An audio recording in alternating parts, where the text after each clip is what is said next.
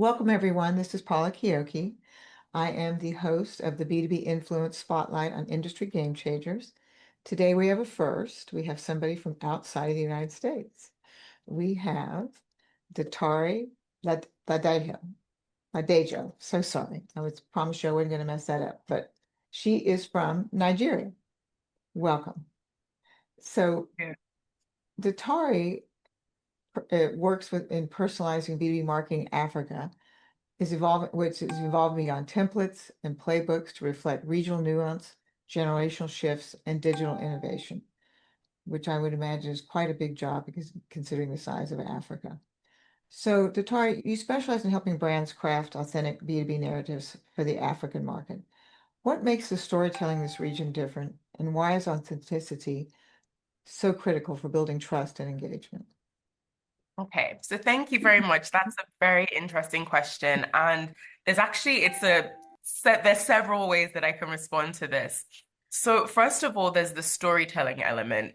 So in Africa in general, our stories have been passed down through generations because when you compare Africa to other parts of the Western world, for example, our stories have been what have preserved our culture, with Mhm. people coming in from other countries, settling there, and it becoming a melting pot. Our stories really preserve the narrative of who we are in Africa.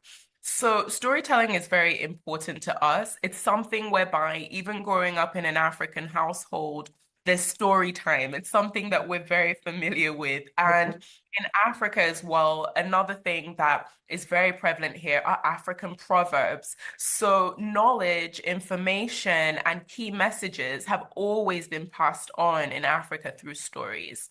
So, those proverbs are not just sayings, they're teaching something.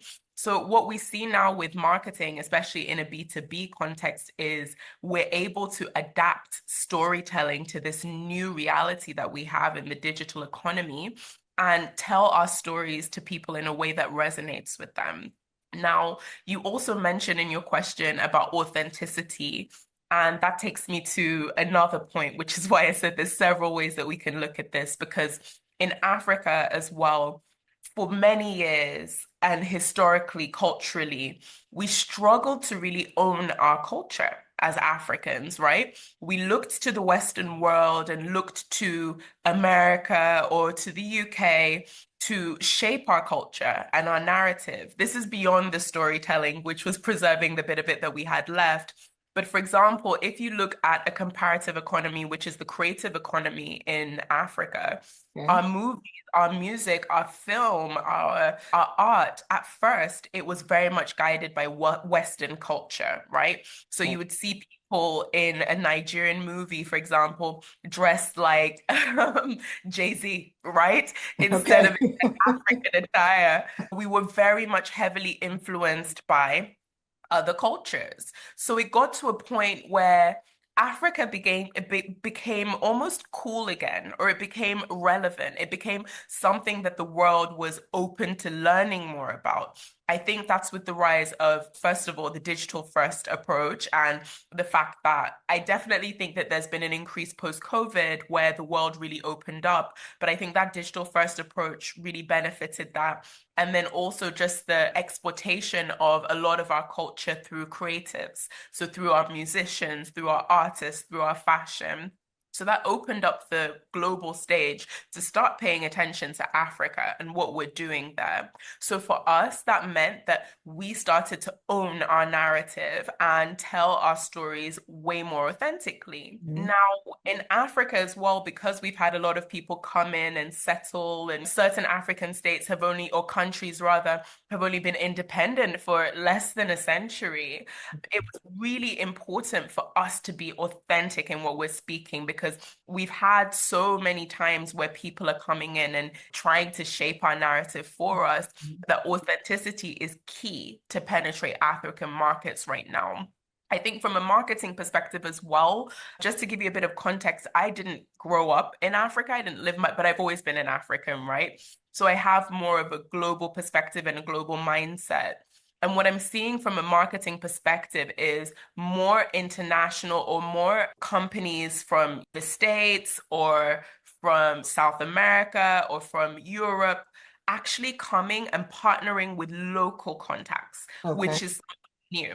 So they partner with people that understand the culture, understand the context, and understand the messaging, which is key. So Mhm. whereas before we could have almost a one size fits all approach to messaging, whereby Coca-Cola, let's say, or if that's more B2C, let's say a software company, for example, or an engineering company, they could be speaking in one language that appeals to everybody. And by language, I don't necessarily mean the beyond the English language, I mean in terms of the messaging. But Okay. now people are really looking into localization, and I think that is really impacting the way we do marketing in Africa. Sorry for the No, long-winded no, it's response. excellent. But as big as Africa is, it seems like your job would be really having to educate on, is it lack of a better word, regionalization or the different countries in Africa. And so you have to have a knowledge base for each country, it would seem.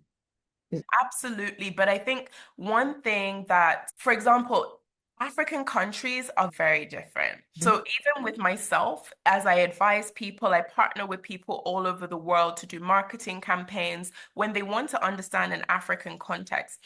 I specialize mainly in Western Africa. Okay. One thing that I think that people don't always understand is that Africa is so diverse in that an African in Western Africa may find the culture in an Eastern African country completely wild and crazy to them Mhm. and completely different. So, what we tend to do is we also partner with specialists within the countries of Africa, so within the different regions on the continent. Because we can no longer take this broad brush approach when it comes to marketing. Even recently this year, I launched an NGO, so a nonprofit, and it's focused on teaching African women digital literacy skills. So, one of the strategies that we have in place to be able to scale our programs is to make sure that we're partnering with local stakeholders that understand the context in African countries that are beyond our sphere, which is mainly, I specialize mainly in West Africa and a couple of Eastern African countries. So I think for anybody looking to run B2B marketing campaigns with Africans or Mhm. within or that can resonate with African people, that partnership is really important to make sure that you're getting the right context. Just the same way I like to compare the creative and the digital economy a lot because they're the two economies that are really booming at the moment in Africa. But just the same way in the creative economy, sometimes we watch movies, Hollywood movies, and we'll hear an African accent. And as an African from West Africa, you can hear it and be like, this isn't what we actually sound like. This is more Okay. like an East African Okay. accent. So that differentiation, if you think about how marketing is now resonating with people, when somebody hears something that they can tell that you've taken the effort to make it hyper personalized. Mhm. And that's another trend that we're seeing now, this hyper personalization. It resonates with them. It moves them down the funnel and it ultimately impacts on purchasing decisions as well. Which makes sense. And I think maybe there's been, particularly in this country, that they don't understand that or thought about it because even just you've been in the United States a lot. You look at the South versus the West Coast versus the East Coast. I lived in the South, very different the way you approach people there versus the West Coast. And so why would Africa be any different?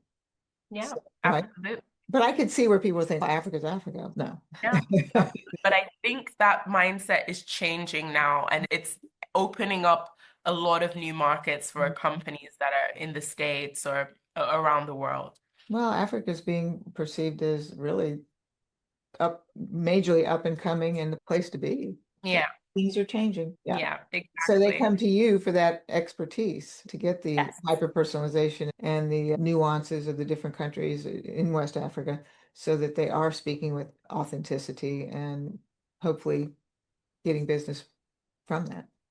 Yeah, absolutely. What's the biggest shift you've seen in B2B buyers' behavior in Africa over the past year?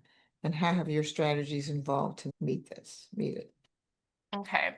So I think one of the biggest shifts that we've seen is the mobile adoption, which really the adoption of mobiles in Africa, we've seen it increase exponentially. From a B2B perspective, we have to make sure that our marketing materials, our assets that we're creating are digital first and most importantly, mobile first, because that's the way a lot of people consume content these days. Mhm. If you think about a rural part of Africa, somebody there may not have access to a laptop, but they're more likely going to have access to a phone, even if it's a Okay. shared, yeah, within a Okay. community. Mhm. So we have to make sure that we're optimizing. And one of our strategies has always been optimization of any of our campaigns or anything that we're creating to make sure that it's mobile first. So we're thinking about that before we even think from a wider perspective.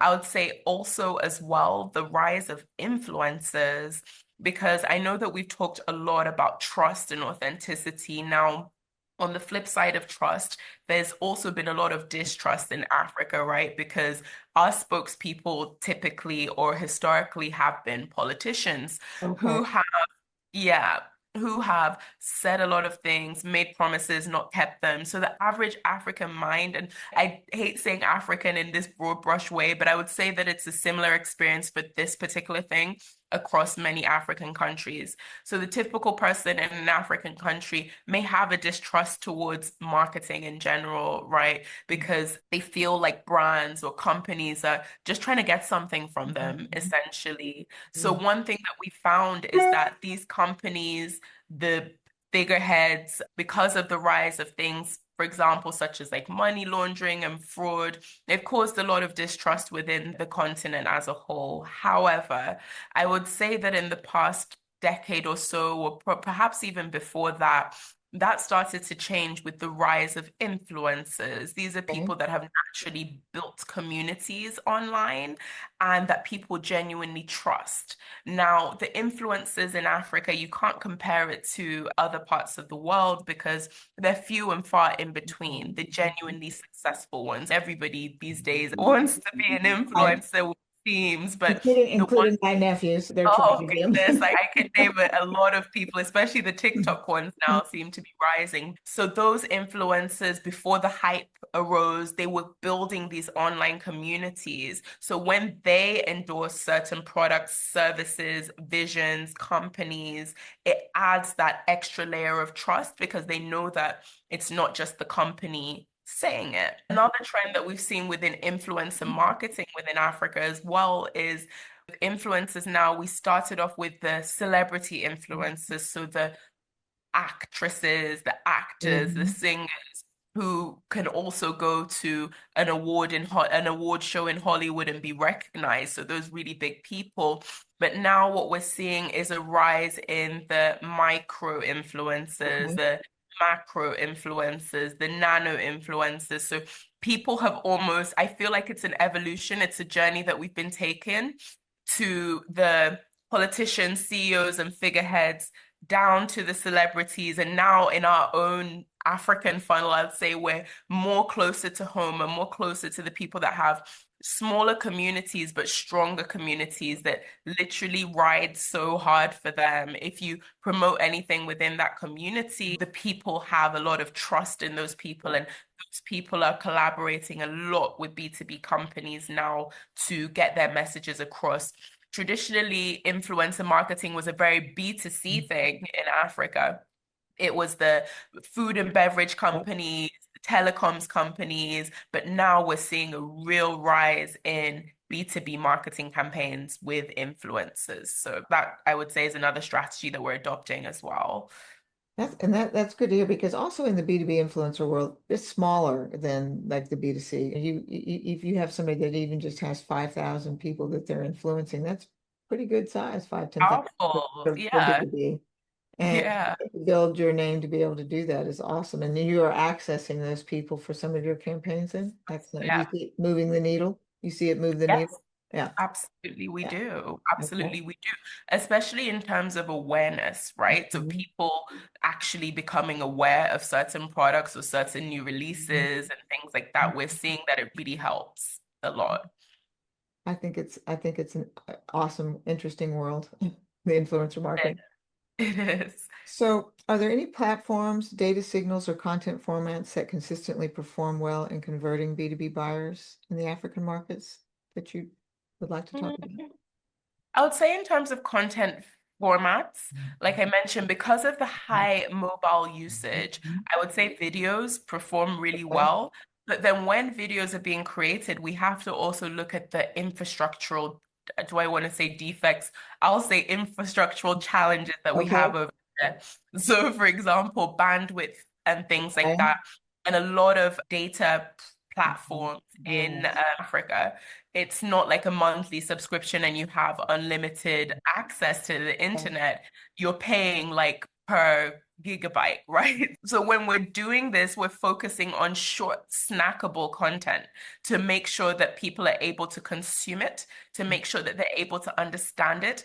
Obviously, around the world, attention spans are definitely in the decline. We Mhm. all know that people don't have enough time to wait 1 minute into your video to get your message, but even more so in Africa, because even if you're incredibly rich, right, spending per gig is it's a bit ridiculous. You find yourself topping up your phone over and over again. So you have to make sure that you're grabbing the audience's attention in the first 7 to 15 seconds every time. And we're seeing a rise in short, snackable content in that way. And when you say short, how long does that is that usually? I would say 45 seconds max, which is pretty long, but that's for like maybe a longer video that would involve more storytelling. But really and truly, what we're seeing perform well are videos that are 7 to 15 seconds that are just a quick grab your attention and then push you or drive you with a CTA to inquire more.